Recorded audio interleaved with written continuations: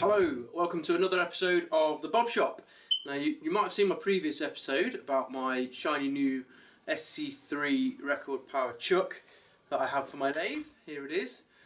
And one of the reasons I bought that chuck is because I had a project in the pipeline for which this is incredibly helpful, and that is wands. Today's episode we're looking at wands. That's wands, magic wands. My nephew's having a Harry Potter party, and no self-respecting Harry Potter would ever go anywhere without his wand. So, to make life a little bit easy, what I've done, picked up some of this 1-inch dowel. Needed some for another project anyway, so handy that I've got some anyway. Cut a length of it that looks about wand length. I mean, who knows how long a wand really is anyway. I've swapped the jaws over to the stepped jaws. They've got the teeth inside, so they make a really nice tight grip on the exterior of the dowel, and centred that up with the live tailstock, live centre on the tailstock. So that's nice and tight in there. Going to turn this down. It makes a nice, it's 7-year-old, so it doesn't need to be a big fat handle. The guys going to this party, it's a 7-year-old birthday party, so they've only got little hands anyway. So a 1-inch dowel makes a perfectly decent width handle. Just going to turn a little handle into it and then trim down the rest of it to be more wand-like. So there you go. That's what we're up to today. So here we are with it all centred up. So giving it a little spin, make sure it's nice and centred. Tool rest put into the right position. Everything's tightened up, double check that. I'm going to be going with a 3/8 inch bowl gouge, and yeah, we'll see how we go. Must get the dust mask. Actually, the first thing I'm going to do is I'm just going to mark where the handle's going to start and finish, and where the tip's going to end, so that I've got some guides to work to. So I'm just going to guide some grooves in to keep me consistent with the design.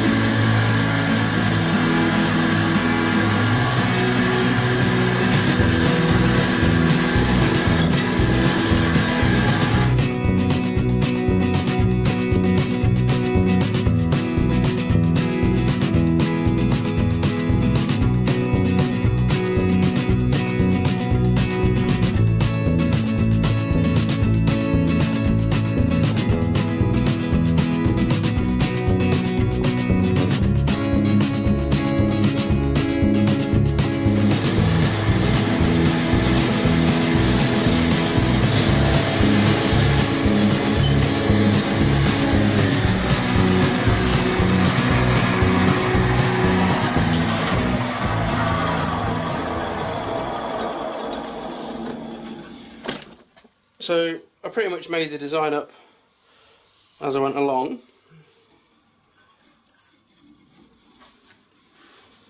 I don't think that's too bad. Let's get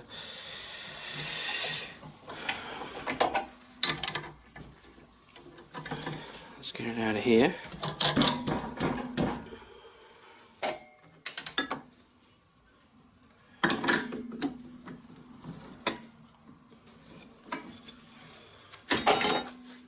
There we go. Little handle to put some grips on the handle.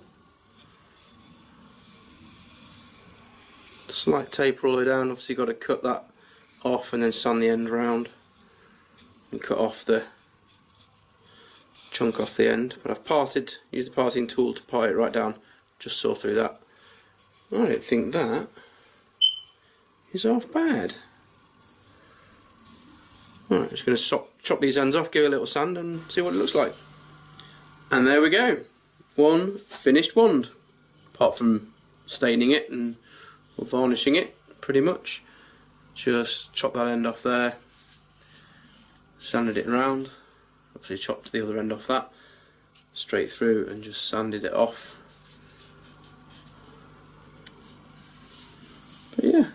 There you go. It's nice and smooth because I've used right down to 400 grit sandpaper, so little hands won't get splinters. And there you go. One down, 6 more to go. And they'll all end up being a little bit different, and they'll all end up different lengths, slightly different thicknesses, different designs, because as I say, I just made that up as I went along. But, you know, no two ones are the same anyway, are they, Harry? And as we know, the wand chooses the wizard. Fab. There we go. Nice, quick, simple turning project. Happy with that.